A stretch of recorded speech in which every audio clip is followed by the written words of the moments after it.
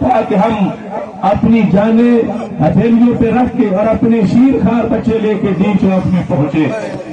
میں ان کی عظمت کو سلام کرتا ہوں، میں ان کے عشق رسول کو سلام کرتا ہوں، میں ان کی دین کے ساتھ وفاؤں کو سلام کرتا ہوں،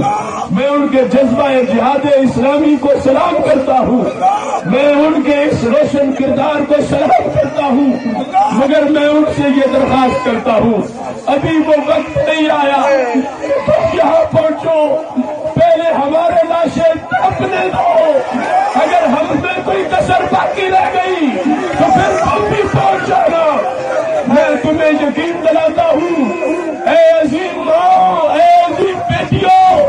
اے عظیم بہنوں، تم ہم پہ اعتماد کرو، جان نکل جائے گی مگر عظمت رسول کا جھنڈا نیچے نہیں ہونے دیں گے،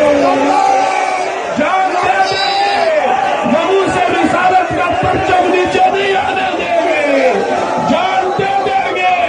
مگر عزت رسول علیہ السلام پہ حرف نہیں آنے دیں گے۔ اس واسطے اے غیرت مند عاشقان رسول صلی اللہ علیہ وسلم، یہ ہم سب کا مشترکہ پیغام ہے،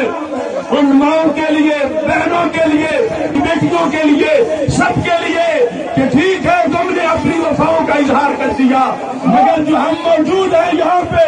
ہم تھوڑے نہیں ہیں، ہم کمزور نہیں ہیں، ہم کمزور نہیں ہیں، اللہ کے فضل سے ہم کافی ہیں۔ ہمارا زور بازی کوئی آزما کے تو دیکھے، حضرت امام حسین کو جب حر نے کہا تھا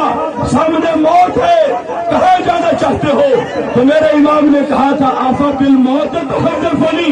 اور ہوش کر کیا موت سے مجھے ڈراتا ہے، کوئی موت کی علاوہ چیز ہے تو پیش کرو۔ ہم بھی امام حسین کی غلامی کا پٹا